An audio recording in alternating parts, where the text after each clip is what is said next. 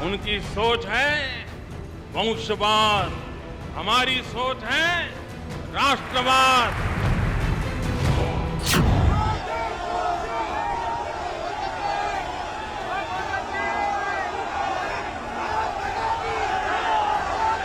वे नामदार है और मैं कामदार। दल बचाने की कोशिश हो रही थी, यहां पर देश बचाने की जद्दोजहद। देश में 16वीं लोकसभा के लिए 7 अप्रैल से 12 मई तक चुनाव हुए। मुद्दा नरेंद्र मोदी ही थे।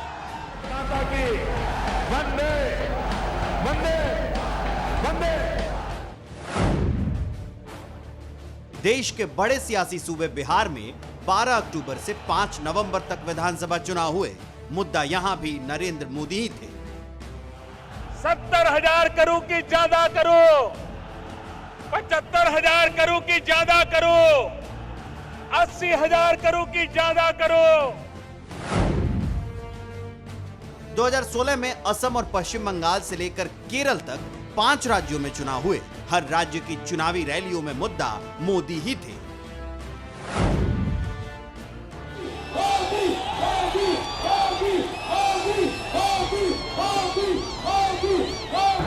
देश के सबसे बड़े सियासी सूबे उत्तर प्रदेश में विधानसभा चुनाव को याद कीजिए। मुद्दा नरेंद्र मोदी ही थे। हमारे लिए दल से बड़ा देश होता है।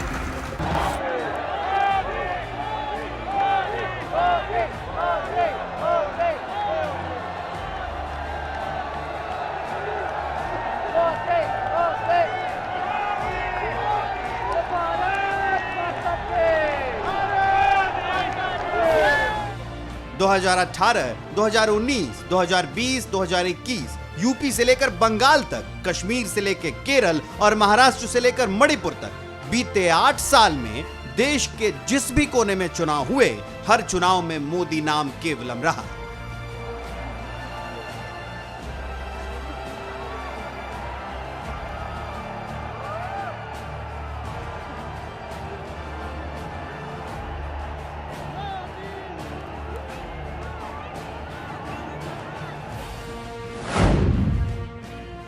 पिछले 8 साल के दौरान देश की चुनावी राजनीति की धुरी प्रधानमंत्री नरेंद्र मोदी के इर्द गिर्द घूमती रही है और आगे भी ऐसा ही होने वाला है।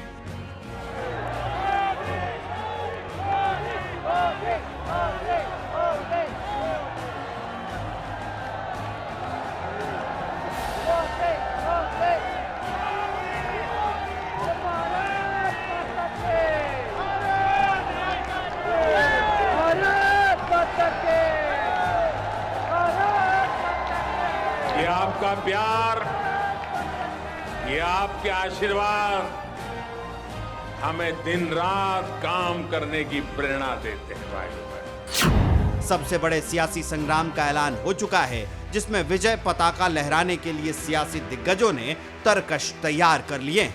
लेकिन यूपी से पंजाब और उत्तराखंड से हिमाचल तक चुनावी बयार की धुरी एक बार फिर प्रधानमंत्री नरेंद्र मोदी ही होने वाले हैं, जिसकी तस्दीक ये तस्वीर करती है।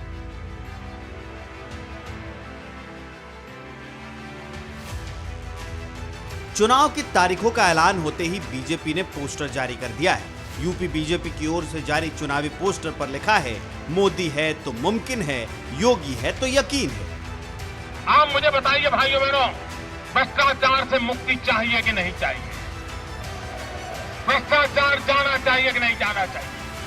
हिंदुस्तान के हर कोने से भ्रष्टाचार जाना चाहिए कि नहीं जाना चाहिए? भाइयों बहनों, मैंने बिड़ा उठाया। इसके साथ ही पोस्टर में प्रधानमंत्री मोदी के साथ मुख्यमंत्री योगी आदित्यनाथ की तस्वीर लगी हुई है, जिससे दो बातें साफ हो चुकी हैं। पहली ये कि यूपी में बीजेपी पीएम मोदी और सीएम योगी के चेहरे पर ही चुनाव लड़ेगी। दूसरी ये कि बीजेपी की ओर से मुख्यमंत्री पद के उम्मीदवार योगी आदित्यनाथ ही होंगे।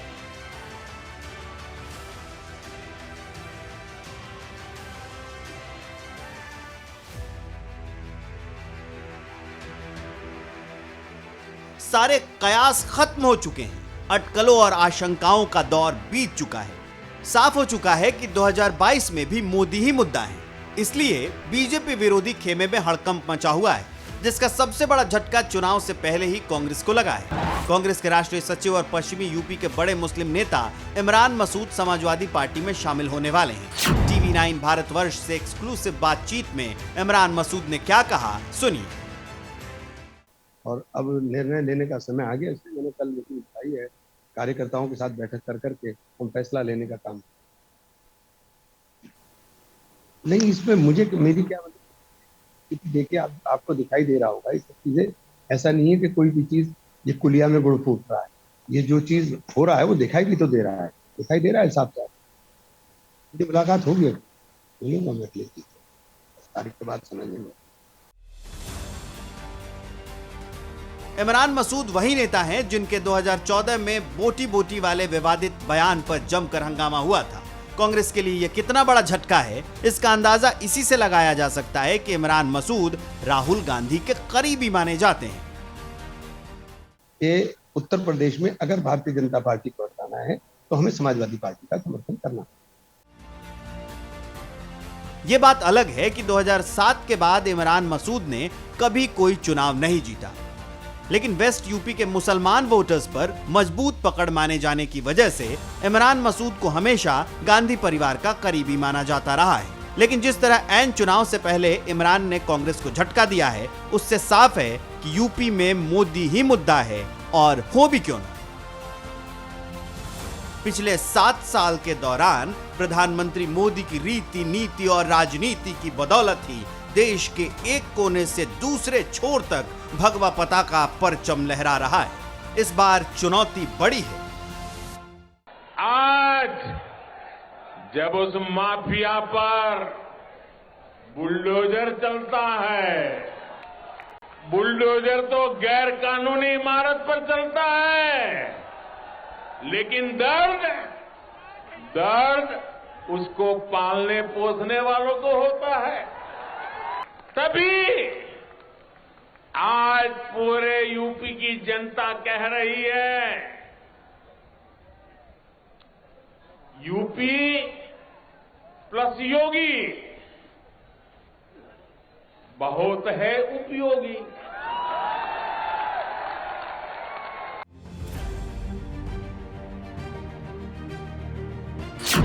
बीते 4.5 साल में योगी जी की सरकार ने प्रदेश की स्थिति को सुधारने के लिए बहुत परिश्रम किया है। आज यूपी की जनता कह रही है। इसी तरह कई मौकों पर प्रधानमंत्री मोदी सीएम योगी आदित्यनाथ की जमकर तारीफ करते रहे हैं। पिछले कुछ साल के दौरान योजनाओं के शिलान्यास से लेकर लोकार्पण तक दोनों नेता साथ साथ नजर आते रहे। जब समय का अभाव होता है तो मुझे भी कई बार सोचना पड़ता है कि यूपी के कौन से विकास कार्यों की चर्चा करूं, कौन से कार्यों की चर्चा छोड़ दूं। ये सब योगी जी के नेतृत्व और यूपी सरकार की कार्यनिष्ठा का कमाल है। 2017 में प्रधानमंत्री मोदी के सहारे बीजेपी यूपी की सत्ता में 14 साल का वनवास खत्म करने में कामयाब हो पाई थी, लेकिन तब मुख्यमंत्री के नाम का ऐलान नहीं किया गया था। इस बार साफ हो चुका है कि बीजेपी की वापसी पर योगी ही मुख्यमंत्री होंगे। लेकिन सवाल ये कि क्या बीजेपी देश के सबसे बड़े राजनीतिक सूबे में 34 साल का इतिहास बदलने में कामयाब होगी? यूपी में चुनाव ऐसे वक्त में हो रहे हैं जब कोरोना की तीसरी लहर और विकराल होती जा रही है और राज्य में 15 जनवरी तक रैलियों पर रोक है। लेकिन फिर भी बीजेपी को लगता है कि मोदी है तो मुमकिन है। ऐसा क्यों है, ये समझिए।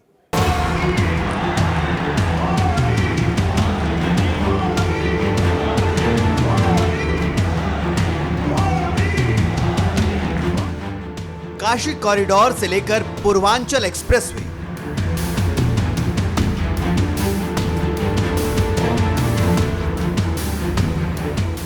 मेरठ से लेकर गाजीपुर तक,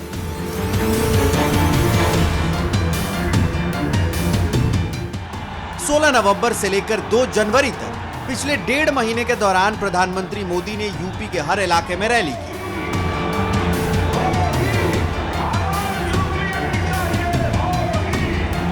इन रैलियों के बहाने प्रधानमंत्री ने जहां तमाम नए प्रोजेक्ट्स का शिलान्यास और उद्घाटन किया, तो दूसरी ओर बीजेपी के लिए चुनावी पिच भी तैयार कर दी।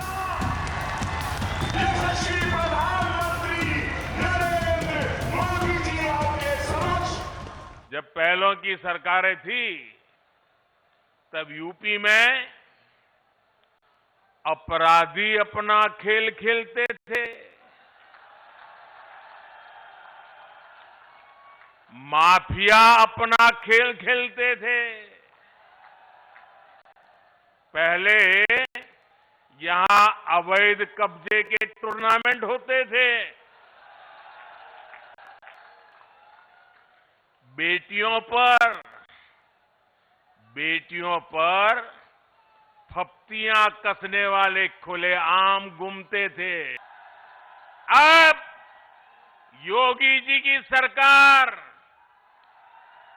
ऐसे अपराधियों के साथ जेल जेल खेल रही है। भारत माता की, भारत माता की।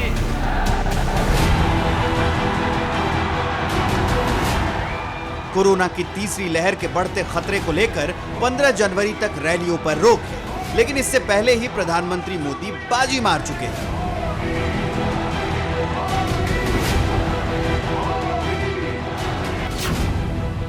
यूपी में 1.5 महीने के दौरान पीएम मोदी की 14 रैलियां हो चुकी है।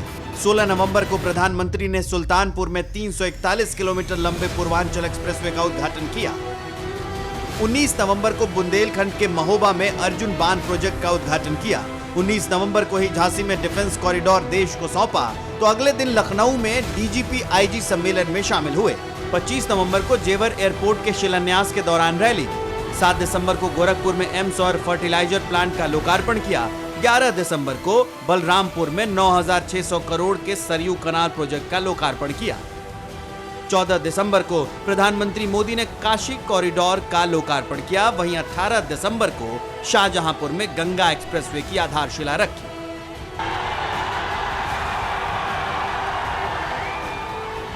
इक्कीस दिसंबर को प्रधानमंत्री फिर एक बार यूपी में थे। प्रयागराज के परेड मैदान में बड़ी रैली को संबोधित किया।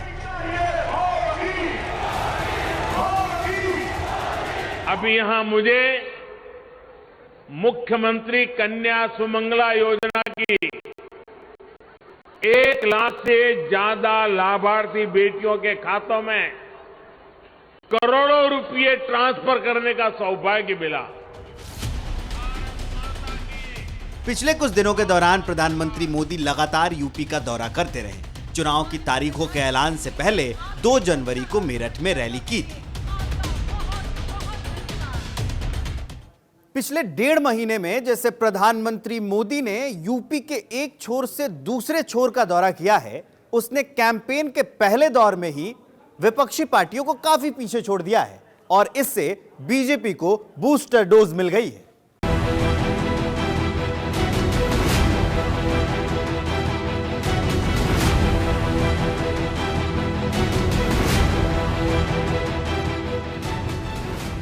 देश के प्रधानमंत्री की सुरक्षा में हुई इस गंभीर चूक का गुनहगार कौन है, जिम्मेदार कौन है? पिछले 5 दिन से पूरा देश इन्हीं सवालों का जवाब मांग रहा है। इन तस्वीरों को देश ने देखा, समझा और जाना कि कैसे दुनिया के सबसे बड़े लोकतंत्र के प्रधानमंत्री को एक सड़क पर 20 मिनट तक रुकना पड़ा। लेकिन सियासी दलों के लिए इन तस्वीरों के सियासी मायने भी हैं।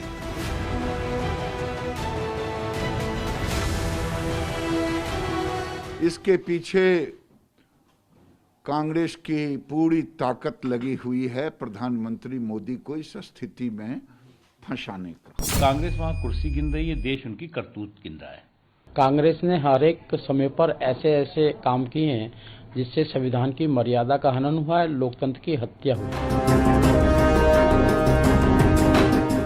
बीजेपी इस सुरक्षा चूक को पंजाब सरकार और कांग्रेस का साझा साजिश बताकर ये नैरेटिव बनाने की कोशिश कर रही है कि प्रधानमंत्री नरेंद्र मोदी की जान को खतरे में डाला गया, तो कांग्रेस इस इल्जाम को सिरे से खारिज कर रही है।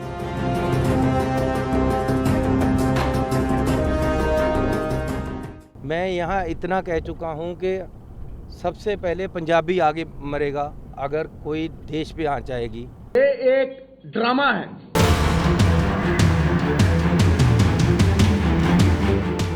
प्रधानमंत्री नरेंद्र मोदी की सुरक्षा चूक पर छिड़ी जुबानी जंग बीजेपी के लिए सियासी बूस्टर डोज बनती दिख रही है। जेपी नड्डा, अमित शाह से लेकर बीजेपी का शायद ही कोई नेता हो जिसने इस मुद्दे पर कांग्रेस को कटघरे में खड़ा न किया हो। 20 मिनट काफिला रुका रहा, अगर ये तो 1 मिनट का सवाल होता है, ये कैसे कह सकते हैं जान को खतरा नहीं था? इसका मतलब इन्होंने प्लॉट किए लोग। तो क्या किसी के रिमोट कंट्रोल्ड आदेश के अनुसार ही कल प्रधानमंत्री की सुरक्षा भंग हुई? पंजाब के रास्ते इस बार यूपी के चुनावी मैदान में ब्रांड मोदी के लेटेस्ट वर्जन के साथ इस्तेमाल की तैयारी होने लगी है।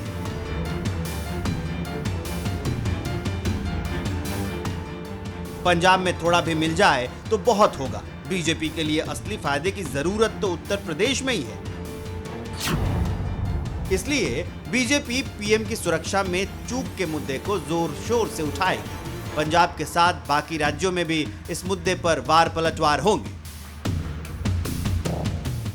प्रधानमंत्री की सुरक्षा में सेंध पूरे देश के लिए फिक्र की बात है, लेकिन चुनावी लिहाज से ये बीजेपी के लिए काफी फायदेमंद है। खासतौर से पश्चिमी यूपी में बीजेपी इस मुद्दे को जमकर भुनाएगी और ऐसा होने भी लगा है।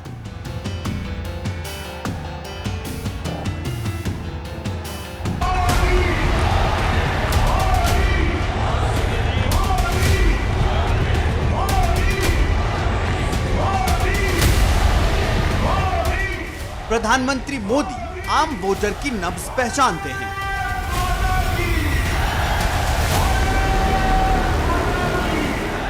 बीजेपी को फर्क इस बात से भी नहीं पड़ता है कि देश में आम चुनाव हो रहे हैं या किसी राज्य में विधानसभा या किसी शहर का नगर निगम चुनाव।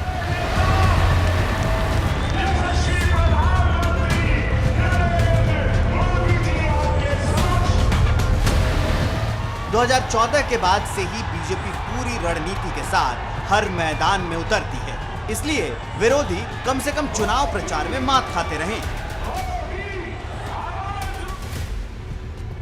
प्रधानमंत्री मोदी ने यूपी में 1.5 महीने में 14 रैलियां की। अखिलेश यादव 2 महीने से राज्य में विजय रथ यात्रा निकाल रहे हैं। विजय रथ यात्रा के दौरान उन्होंने 25 से ज्यादा सभाएं भी की। प्रियंका गांधी ने यूपी में कोई बड़ी रैली नहीं की है। राहुल गांधी अब तक यूपी में एक भी रैली नहीं कर पाए हैं। मायावती ने अब तक सिर्फ एक बड़ी रैली की है।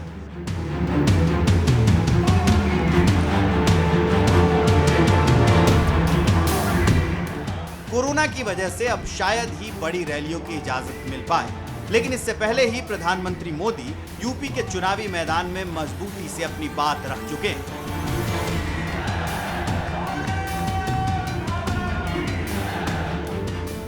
इसका असर कितना होता है ये तो 10 मार्च को ही पता चलेगा, लेकिन ये तो पक्का है कि पिछले 8 सालों के चुनाव की तरह इस बार भी मोदी ही मुद्दा हैं।